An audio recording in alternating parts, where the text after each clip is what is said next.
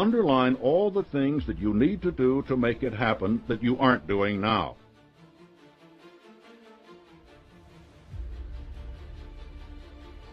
The division of your day.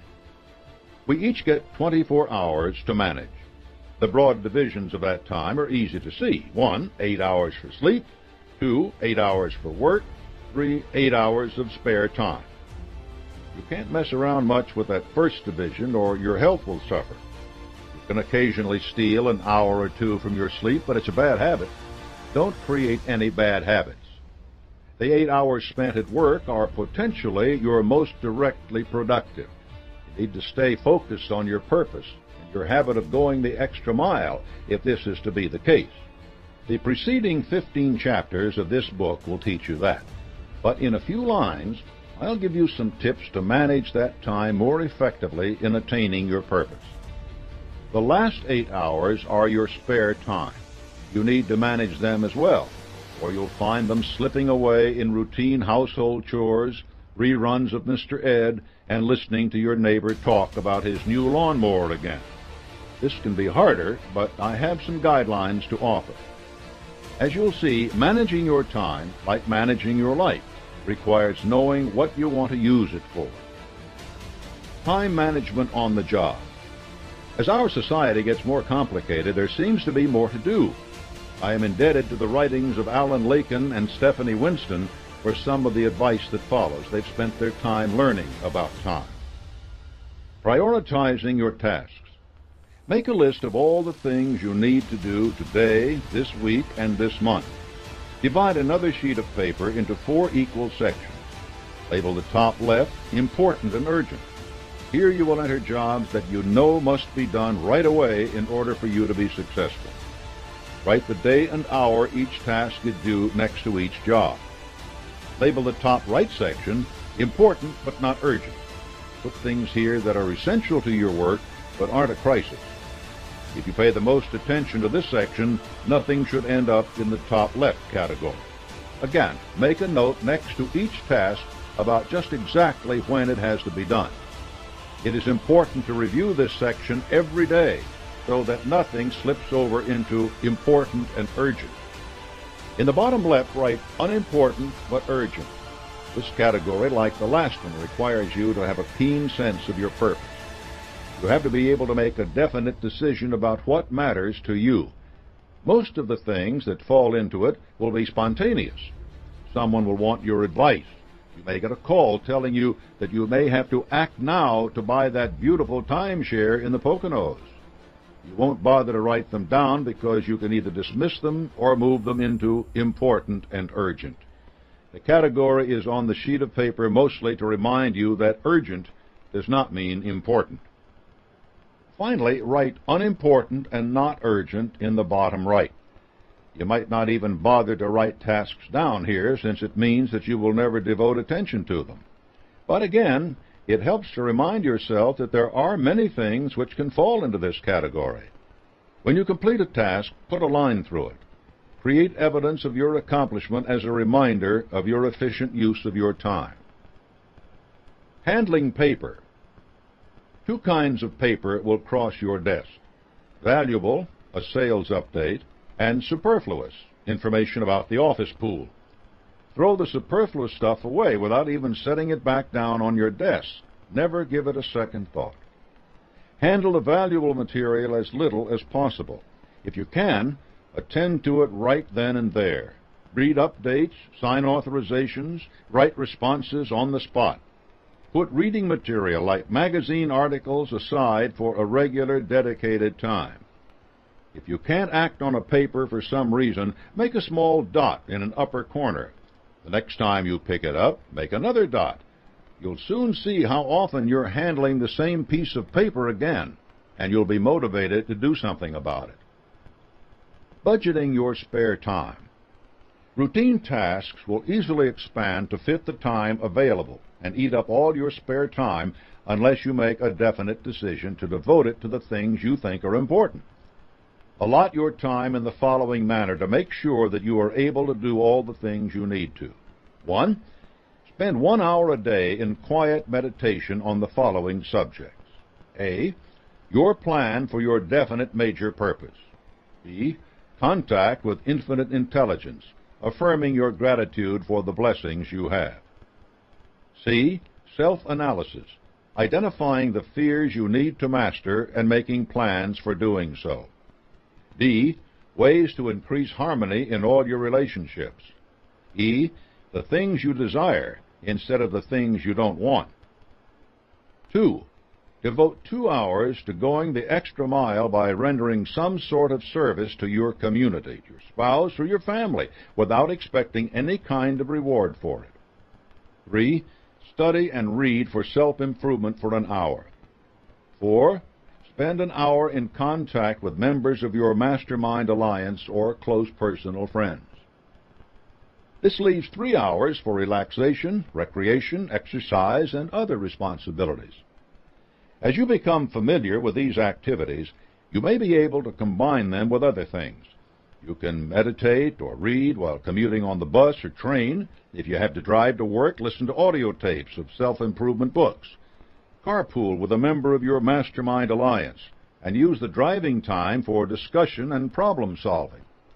If your relaxation involves a worthwhile hobby, teach it to youngsters in local service groups, rendering extra service to your community.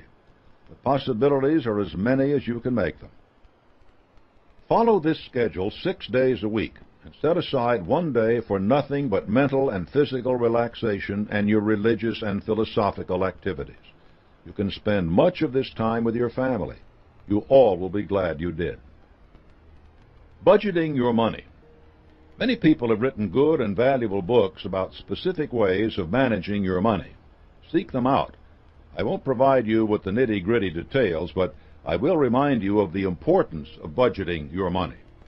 Like time, money should be spent with a definite purpose in mind. You must create a budget for all your expenses, and you must use self-discipline in sticking to it. Your first priority in any budget should be to set aside a fixed percentage of your income for savings. The rule is pay yourself first. A strong and growing savings cushion is an important weapon in your fight against the fear of poverty. If adversity or ill health strikes, adequate savings will allow you to start looking for the seed of equivalent benefit right away. You won't panic about the mortgage payment, and you'll be able to recover more quickly. Make sure that you have adequate life insurance if others depend on you. The cost of a good policy is worth the anguish you will save your dependents. Your sudden departure from this life will be more than enough sadness for them. Don't compound it with the threat of the poorhouse. Allocate some portion of your income to charity. This is an important part of going the extra mile. Let's hope you never have to depend on some worthy group to help you out. But what right do you have to anyone's aid if you have never given any help yourself?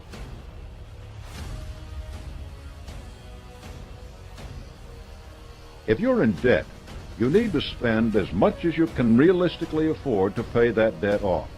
Don't tell yourself that you'll need only $10 a week spending money when you've been blowing $100, because once you spend that $11th, you'll decide you've already blown your budget and might as well go all the way. It's a slippery slope. And don't cut into your savings allotment to pay your debts either. Make savings a habit. Never back away from a good habit. Once you're out of debt, divide the money you were using to pay it off between your savings and your general household and entertainment expenses. You want to cultivate the habit of increasing your savings whenever your income rises. But you should also give yourself some immediate reward for doing your job. You will probably find that circumstances arise that your budget did not allow for. There may be a health emergency, a new baby on the way, a parent who needs help. Don't let this throw you. By developing and sticking to your budget, you've increased your habit of self-discipline. You've also learned to make your money serve your purpose. You did it before, and you can do it again. Habits are an important part of budgeting your time and money. They are important to every principle in the science of personal achievement. They are, in fact, the keys to all personal achievement. The next chapter will teach you to select and control your habits on the basis of cosmic law. Chapter 17. You are where you are and what you are because of your established habits. The aim of this book has been to force you to examine those habits and teach you ways to change them. To do this, you need to understand and apply a universal principle I call cosmic habit force. Cosmic habit force is the law which makes every living creature, every particle of matter, subject to the influence of its environment. It can work for you or against you. The choice is yours. Using natural forces. The grandest example of cosmic habit force is the operation of the heavens. Stars and planets move with clock-like precision. They don't collide. They don't suddenly veer off course, at least not without some major change in the forces at work, like a supernova or a black hole, which are themselves just another example of matter behaving according to established patterns. A complex system of gravity and inertia, attraction and repulsion, keeps things moving so precisely that for millennia human beings have been able to predict the position of the stars and planets, the timing of eclipses, and the regularity of meteor showers. Sunflowers don't grow from turnip seeds. Giraffes don't give birth to tadpoles. Clouds don't release milk. Everything does that which is its nature to do. All this is a reflection of universal order, which makes so much of the physical operation of the world understandable. Certainly, we are still working to understand more than we already do, but science is based on the faith that there is a universal order. All actions and reactions are fixed on the basis of this order. In the science of personal achievement, you seek to take control of this order by taking control of your habits. You recognize that your thoughts and actions will become as much a part of your nature as Pluto's orbit is a part of its nature. If your habits are positive, the seeds that they plant will be too. But you have to realize that cosmic habit force always operates. If your habits are negative, their results will also be negative. This is why you must take control of your habits through self-discipline. Habits become a part of your nature by repetition. You create thought habits by repeating certain ideas in your mind. Cosmic habit force will take over those patterns of thought, make them more or less permanent, depending on your intensity of repetition and practice, and put them to work. The same thing will happen with physical habits. If you follow the same route to and from work every day, you make that route a habit. You probably aren't even aware that it is a habit until you need to alter your route to go to a store or visit a friend. If you aren't paying attention when you start your trip, you will probably find yourself missing the turn or forgetting your task altogether. This is an example of why you need to be aware of and in control of all your habits. If your dominating mental habits are thoughts of poverty, then cosmic habit force will bring about poverty in your life. If your dominating mental habits are of prosperity and peace, cosmic habit force will bring them about. There is an endless cycle here. Repetition of a habit intensifies it until it becomes an obsession. You can become obsessed with poverty or with achievement. This is why I have repeatedly stressed that your thoughts are the only thing you can completely control if you decide to do so. You must control your thoughts to control your habits. Cosmic habit force doesn't leave you any room to complain that opportunity never came your way. You will know that as long as you have the power to form and express your thoughts, you have the power to change the circumstances of your life into whatever you want them to be. If your life isn't already what you want it to be, it is because you have drifted into your present circumstances by virtue of cosmic habit force. You can change that. Definiteness of purpose, backed by the power of cosmic habit force and enforced by self-discipline and personal initiative, can bring you to the circumstances you want. Money-making habits. So the circumstances you want include making more money, do they? Here's how to go about using cosmic habit force to do just that. Step 1. Create a clear mental image of just how much money you want to make. A lot is not a good answer. You need a concrete figure or a percentage above your current income. Step 2. Imagine some of the results of having that money: a new home, sending your daughter to medical school, a comfortable retirement. Doing this clarifies which of the 10 basic motives are driving you. The more motives you can associate with making more money, the stronger your push to achieve it. Step 3. Decide how you will earn this extra money. I've emphasized again and again that you can't get something for nothing. You must have a plan. Step 4. Write out your goal and your plan. Include your motives for making more money.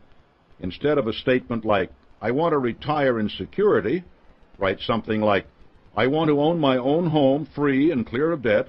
I want to be able to travel and visit my family 3 times a year." Set a date for starting and achieving this goal. Sign your plan. Make it a contract with yourself. Step 5. Go back to your plan and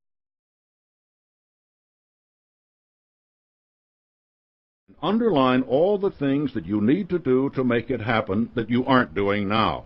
Make a separate list of these things. Step 6. Start doing the things on the list. Some of them will be daily tasks, such as spending less money on dining out and putting more money into your savings account. Others will be longer range but will require daily progress, such as going the extra mile in your job. You have to bend all your efforts and thoughts to doing these things. Step 7. Every day, read your goal aloud to yourself until you have it memorized. Repeat it in your mind when you get out of bed, when you start your job, when you come back from lunch, when your workday is finished, and before you go to sleep. Yes, this is just what you should be doing anyway in connection with your definite major purpose. You are giving cosmic habit force a pattern to follow. The length of time you need to start conditioning your mind to get positive results depends almost entirely on the amount of faith and enthusiasm you place behind your words and actions. All voluntary positive habits are the products of willpower directed toward the attainment of definite goals. If you say to yourself, "Sometime in my life I want $100,000, you are saying, "I am uncertain about my goals." Here, cosmic habit force cannot come into play because there is no definite pattern for it to follow. If you say instead, 6 months from now, I want $100,000, and I will do X, Y, and Z to get it. Cosmic habit force has a pattern to follow, but it will follow that pattern only when your thoughts and actions lead it there. If you don't do X, Y, and Z, you won't develop cosmic habit force. Flexible habits. Be sure to make your plan sufficiently flexible so that you can change it when you are so inspired. Key word here is inspired. As you put your plan into action and develop applied faith, infinite intelligence may hand you a better plan than the one you have made. Treat such inspiration respectfully, or it will help you strengthen your plan where it is weak. Don't express contempt for your hunches. If you repeatedly say to yourself, "I had the most foolish idea today," soon you will be having only foolish ideas. Instead, write down your hunches as soon as they occur to you. Examine them carefully, and be sure you are not rejecting them simply because they involve something that hasn't been done before or because they don't conform to your current habits. The purpose of cosmic habit force is to make your habits serve you, not the other way around. Don't let your habits become so ingrained that whatever useful purpose they once served, they now limit your opportunity, tolerance, faith, and enthusiasm. American Express enjoyed huge success with its charge card in the 1980s. It became a symbol of prestige, and millions of new members signed on. More businesses than ever accepted the card because they wanted to attract card members' dollars. Then the economy changed, but American Express habits didn't. As it became necessary to stretch every penny and to watch every percentage of margin, cardholders began switching from the high-fee American Express card to no-fee cards from Visa and MasterCard that offered almost the same benefits. Merchants became angry because American Express claimed a higher percentage of each charge than other cards. Worse, it was slow to credit merchants' accounts. the number of cardholders began to fall dramatically. In Boston, a group of restaurants even organized a boycott of American Express to protest its policies toward merchants. Profits disappeared and losses mounted. Cosmic habit force was at work. American Express kept doing business the way it always had until a crisis hit it right between the eyes. The habits that had made it the premier charge card were not the habits that would keep it the premier charge card. Its habits ruled them, not the other way around. Whatever your habits, Cosmic Habit Force will carry them out. It isn't enough merely to develop good habits and leave it at that. You must remain alert to the effect of your habits and be willing on a moment's notice to change them when new ones will serve you better. Beware of these habits. The good news is, ironically, if you have any of these habits, they will eventually cause some sort of defeat that will inspire you to eliminate them. Of course, you can spare yourself that trouble if you're willing to examine yourself, identify your negative habits, and resolve to replace them with positive ones. Poverty, imaginary illness, laziness, envy, greed, vanity, cynicism, drifting without aim or purpose, irritability, revenge, jealousy, dishonesty, arrogance, sadism. Embrace these habits. You can replace any of the above with one of the following and profit by doing it. Definiteness of purpose. This is the primary good habit. It makes you more alert, more imaginative, more enthusiastic, and it increases your willpower. Faith. Let your mind dwell on positive ideas and on clearing away all negative influences and fears. This takes self-discipline. Personal initiative. You may have to force yourself at first to do things without being told to do them, but persistence will make it easier. Enthusiasm. Remember that controlled enthusiasm is your goal. You'll want to be able to summon it at will or shut it off when it isn't appropriate or might actually be dangerous. Self-discipline. This is a circular process. The more you exercise it, the more you have it. Going the extra mile. Start right now by doing something for which you don't expect to be paid directly. Go the extra mile every day by sheer effort if necessary, and soon the effort will be replaced by habit.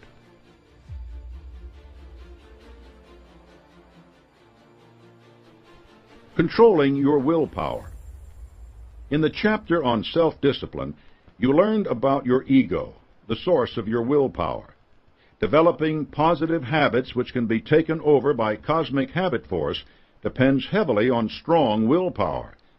Here's a review of the steps to strengthen your will. Step 1. Actively ally yourself with other people who can help you attain your major purpose. A mastermind alliance creates multiple patterns for cosmic habit force to work on. Step 2. Develop your plan, drawing on all the members of your alliance for knowledge, ability, and the power of their faith. Step 3. Distance yourself from anyone and any circumstance that make you feel inferior. A positive ego does not grow in a negative environment. Remember that cosmic habit force causes every living thing to partake of the dominating influence of its environment. Step 4. Close the door on the unpleasant experiences of the past. A strong will doesn't dwell on the past. A vital ego thrives on hopes and desires of an as yet unattained objective. If you keep your mind in a state of hope and desire, cosmic habit force goes to work changing your hopes and desires into their material equivalent. Step 5. Surround yourself with every possible means of impressing your mind with the nature of your definite purpose. Hang mottos on your walls. Put up pictures of people doing what you want to do. You want to make it easier to create a mental image of yourself realizing your objective. The more you create this image, the sooner it will be taken over by cosmic habit force and impressed on your subconscious. Step 6. Watch out that you don't overinflate your ego. One small prick with a pin, and the escaping hot air will be like a runaway rocket, carrying you far away from where you want to be. The three essentials of cosmic habit force. Three qualities underlie the process of voluntary establishment of a habit. Plasticity. This is the capability to change. It also implies that once a change has been made, your new form will hold until a subsequent change is made. You won't revert to your old status. Consider the difference between modeling clay, which is malleable but holds the shape it is given, and mercury, which can take any shape for a moment but will never keep it. You can be changed by environmental influences or by your own decisions. Frequency of impression. Repetition is the mother of habit. One of the factors affecting the speed with which a habit can be adopted is how often it is consciously repeated. Your ability to do this may vary with circumstances. Your job may require enough concentration on the task at hand that you have to pay attention only to it and develop your habits in your spare time.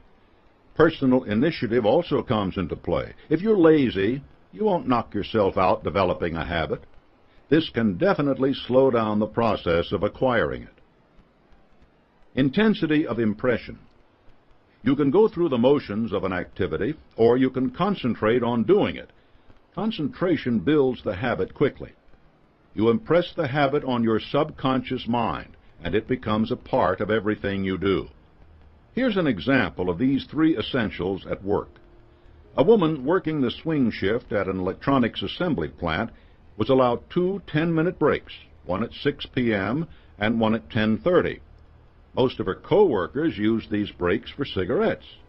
She didn't want to cultivate a bad habit that would affect her health and make her a less pleasing personality, so she decided instead to have a snack. Her garden was in full bloom, so she would have a carrot, an apple, or something else she had grown herself. Being human, she already had plasticity. It's part of everyone's nature. Every day throughout the summer and fall, precisely at 6 and at 10:30, she would have her snack. This gave a definite frequency of impression. The element of intensity varied according to her relative hunger. Sometimes she ate with relish because her meal at home had been small. Sometimes she skipped a meal before coming to work, and the intensity of her hunger was even greater. But whenever the break came, she ate, no matter how hungry she was. As the months passed, she realized that regardless of what she had eaten, she got hungry before her breaks. She watched the clock, waiting for a chance to eat. Sometimes it seemed the time would never come. And when her garden was no longer producing good, fresh food, she switched to anything else she had at home, a candy bar, a donut, cookies. This is a clear example of the voluntary establishment of a habit. But it wasn't really a good habit. She began to put on weight and found she was distracted from her work for half an hour before her breaks. So she decided to break her habit and stopped bringing food. This wasn't the answer because there was food in the vending machines at the plant, and she just started buying that. Not only was she still eating, but she was now spending more money to do it.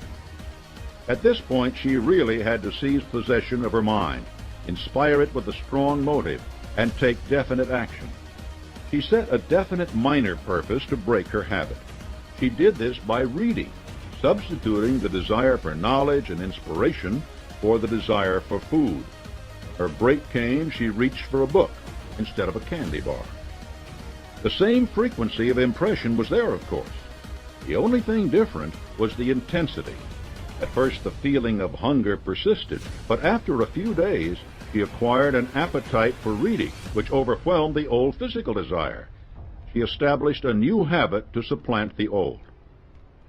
Any worthless, superfluous, or harmful habit can be broken and replaced with a more desirable one if you want it to be so.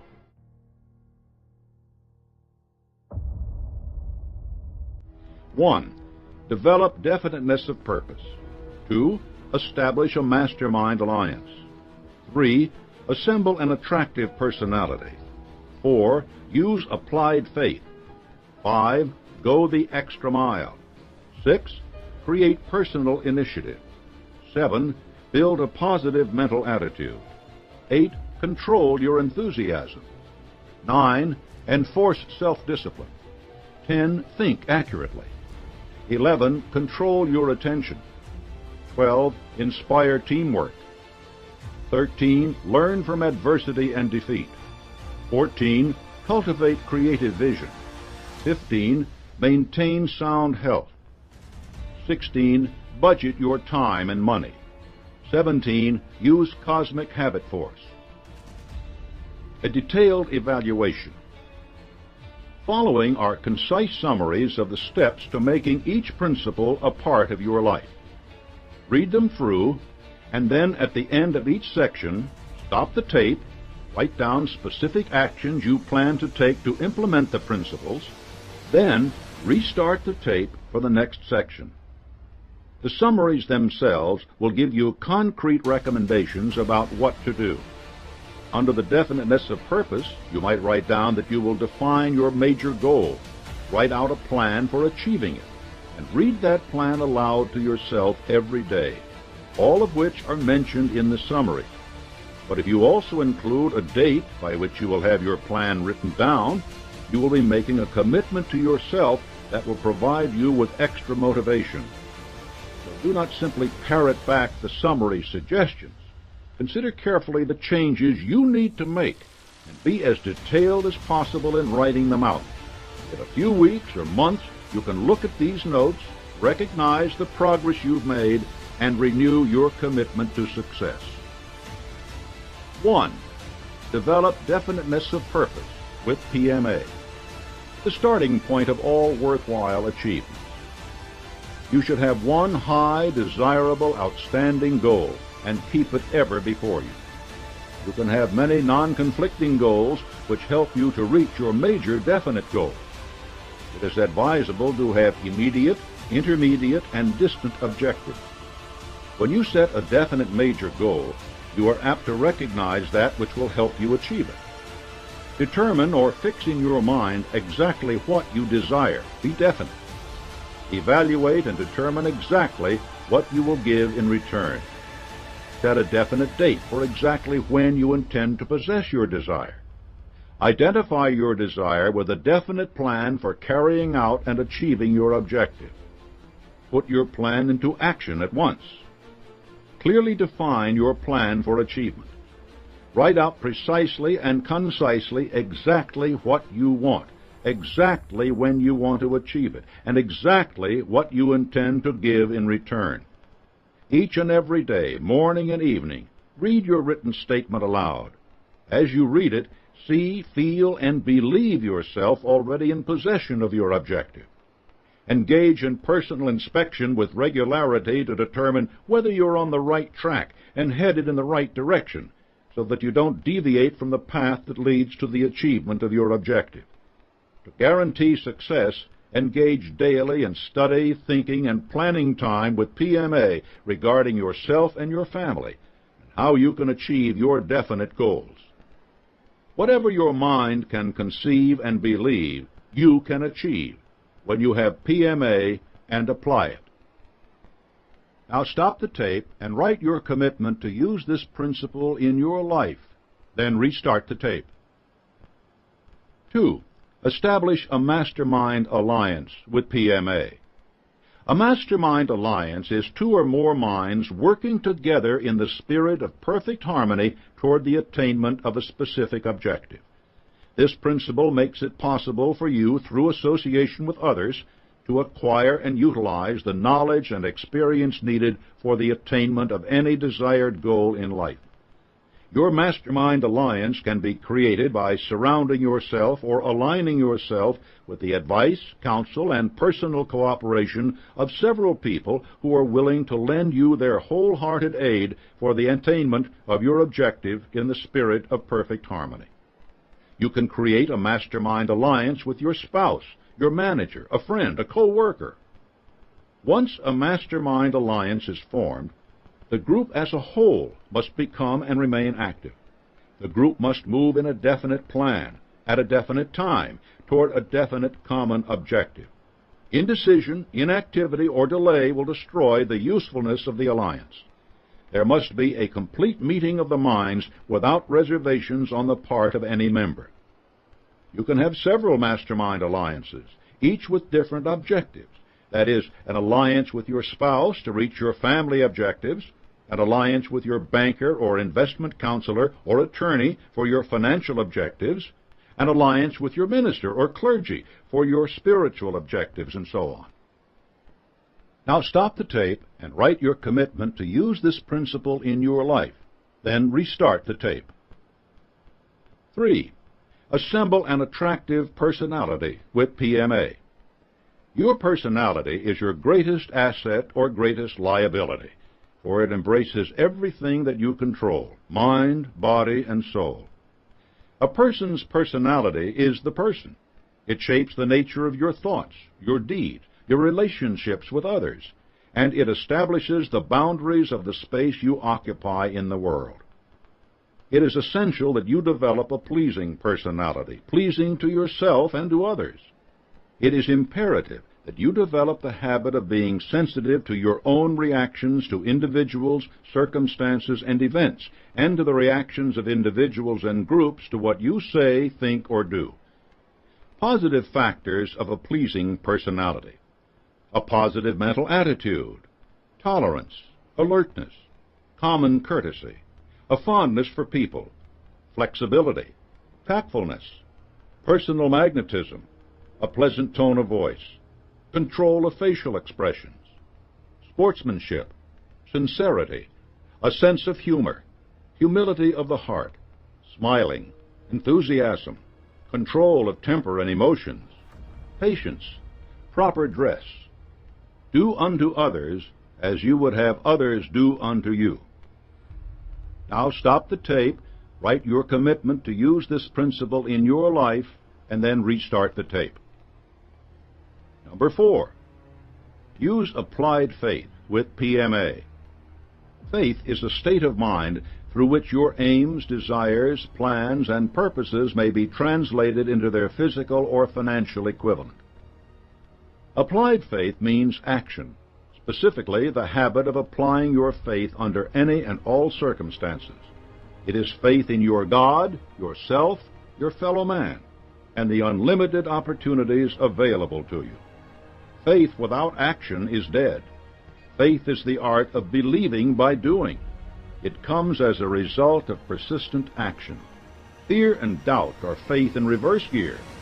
Faith in its positive application is the key which will give one direct communications with infinite intelligence.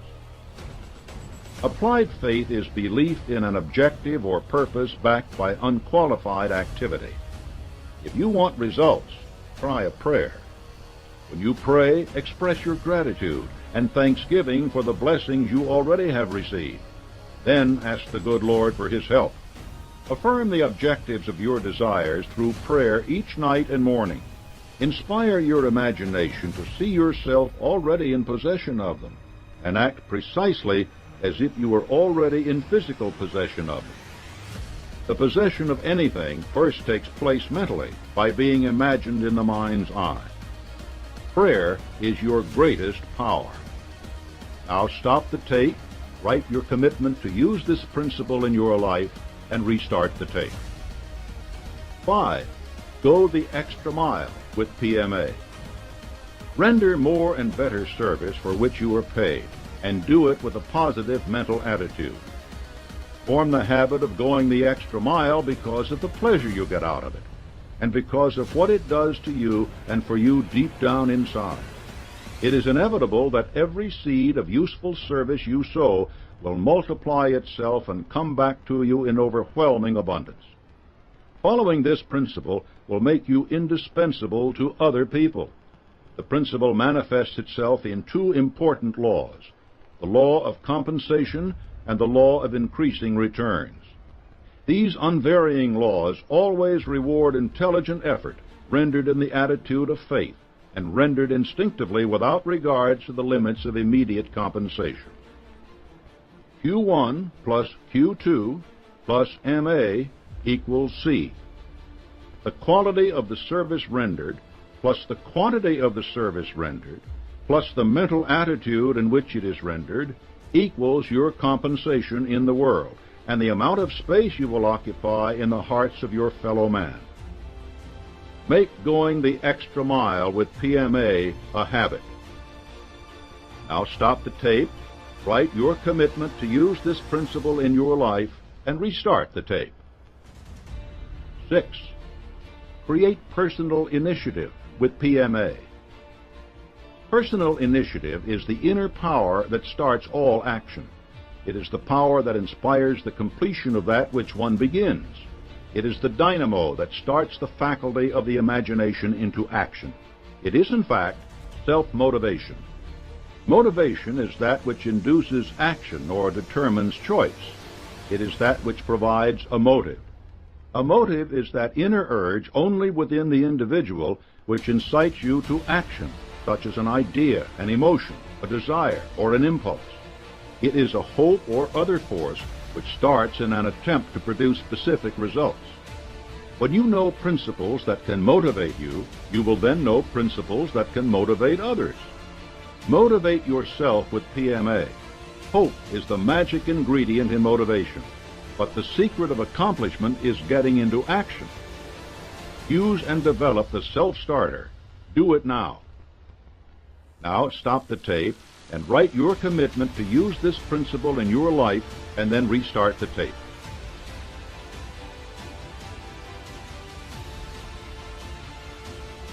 Number 7. Build a positive mental attitude. PMA stands for Positive Mental Attitude. A positive mental attitude is the right, honest, constructive thought, action, or reaction to any person, situation, or set of circumstances that does not violate the laws of God or the right of one's fellow man. PMA allows you to build on hope and overcome the negative attitudes of despair and discouragement. It gives you the mental power, the feeling, the confidence to do anything you make up your mind to do. PMA is commonly referred to as the I can, I will attitude applicable to all challenging circumstances in your life. You create and maintain a positive mental attitude through your own willpower, based on motives of your own adaptation. To develop PMA, strive to understand and apply the golden rule. Be considerate and sensitive to the reactions of others. Be sensitive to your own reactions by controlling your emotional responses. Be a good finder. Believe that any goal can be achieved, and develop what are understood to be right habits of thought and action. A positive mental attitude is the catalyst necessary for achieving worthwhile success. Achievement is attained through some combination of PMA and definiteness of purpose with one or more of the other 15 success principles. Maintain the right attitude, a positive mental attitude. Stop the tape and write your commitment to use this principle in your life.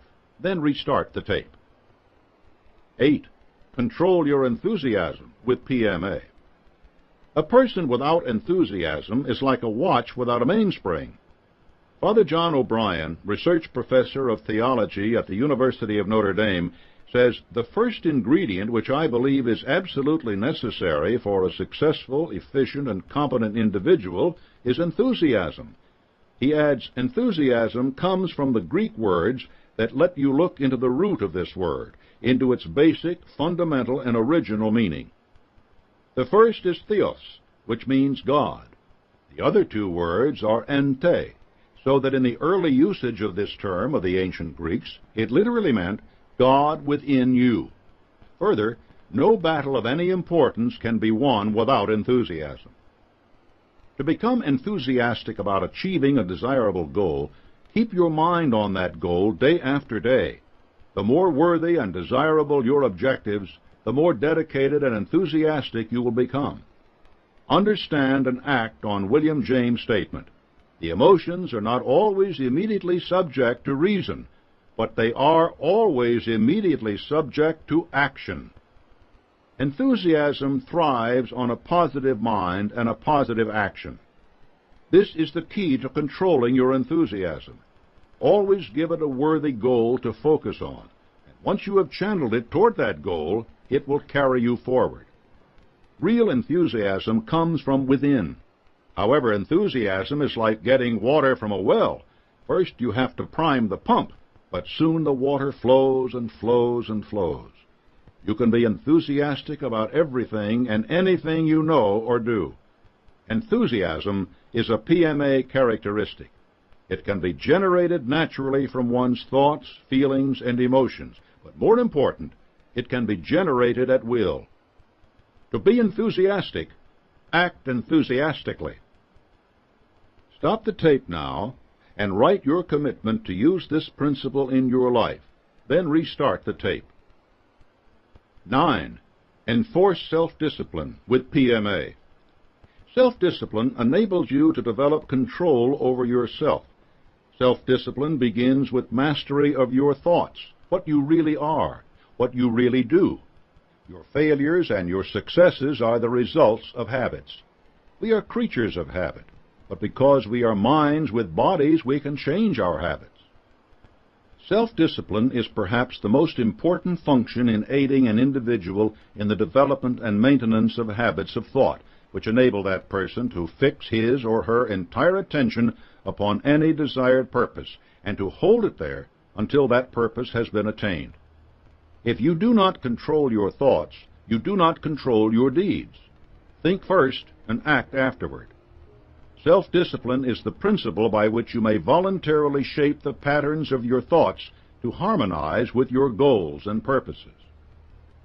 Direct your thoughts, control your emotions, ordain your destiny with PMA.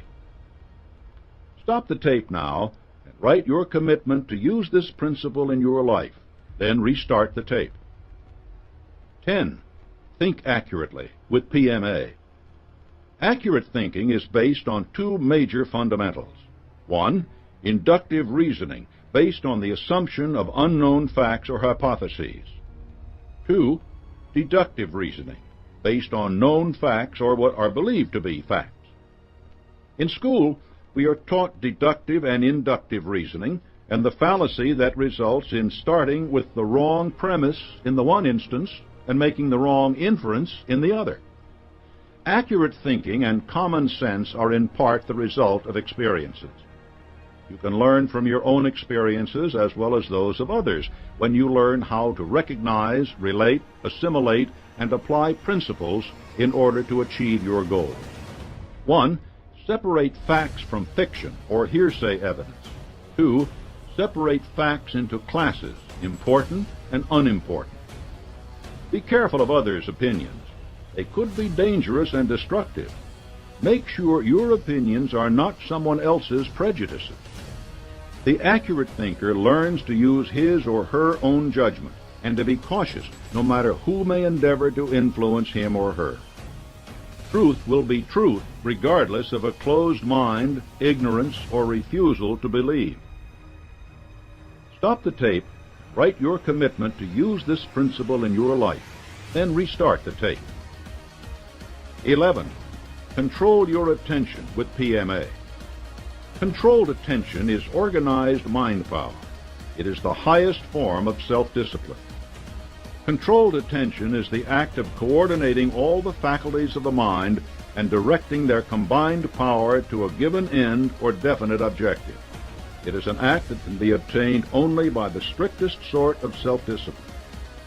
It is obvious, therefore, that when you voluntarily fix your attention upon a definite major purpose of a positive nature and force your mind through your daily habits of thought to dwell on the subject, you condition your subconscious mind to act on that purpose.